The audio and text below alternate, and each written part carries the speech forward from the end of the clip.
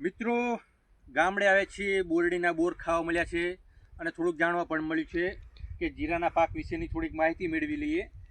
અહીંયા અમારા કાકા છે જે જીરાને પાણી પી રહ્યા છે અને આ ખેડૂત પાસેથી છઠ્ઠા ભાગે ખેતર રાખી અને મજૂરી ખર્ચે આ જીરું વાવતા હોય એટલે 100 મણ થાય તો એમાં એક 6 ભાગ પડે, એમાં એક ભાગ આ કાકાને મળશે, બીજા ખેડૂત લઈ જશે. તો કાકા શું લાગે તમને આ જીરાના ભાવ વધવા જોઈએ? વધવા જોઈએ તો તમને આ મજૂરી મળી રહે. મજૂરી મળવી જોઈએ. તો કાકા તમને શું લાગે કે આ ભાવ કેટલા વર્ષથી 3000 રૂપિયા ભાવ ચાલ્યો તો આવે? હમણાં તો વચ્ચે 2-3 વર્ષ તો સારું હતું. એમ નહીં, 4 આવતા હતા, 5 આવતા હતા.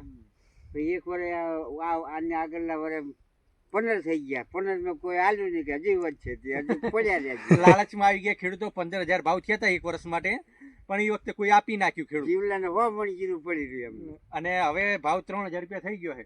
તો 3000 ભાવ, આ 3000 4000 ભાવ કેટલા વર્ષોથી ચાલ્યો આવે? આ તો વર્ષોથી ચાલ્યો આવે. અંદાજે 20 થી 25 વર્ષથી 3000 રૂપિયા ભાવ ચાલતો આવે છે.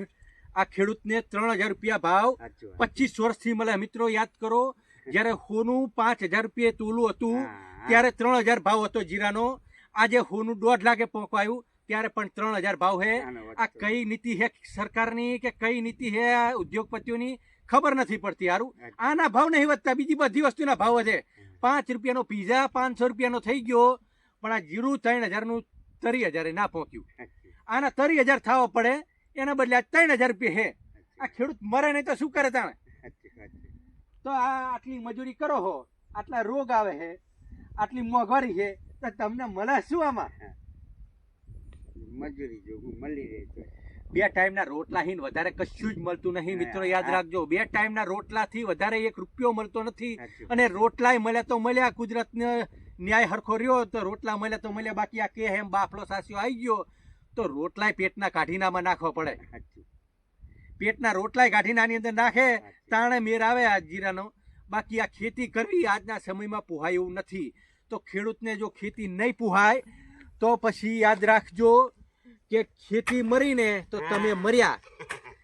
જેથી ખેતી મરી ગઈ, ખેડૂત ખેતી કરતો બંધ થઈ ગયો, તેથી આ ઉદ્યોગપતિઓ તમારી જોડે 50,000 રૂપિયા જીરું લેશે. યાદ રાખજો, તમારે 100 ગ્રામ જીરું લેવા જવું છે ને તો 5,000 રૂપિયા દેવા પડશે. આ ખેડૂત છે તો તમને 25 રૂપિયામાં 100 રૂપિયામાં જીરું આપે છે, 100 ગ્રામ 200 ગ્રામ તમારે ઘરમાં વાપરવા. બાકી જેથી ખેડૂત મરી ગયો ને અને ઉદ્યોગપતિઓના હાથમાં જો જમીન આવીને એ વાવતો થઈ ગયો તો 5,000 રૂપિયા દેવા પડશે 100 ગ્રામ જીરાના. એ યાદ રાખજો, લખી લેજો.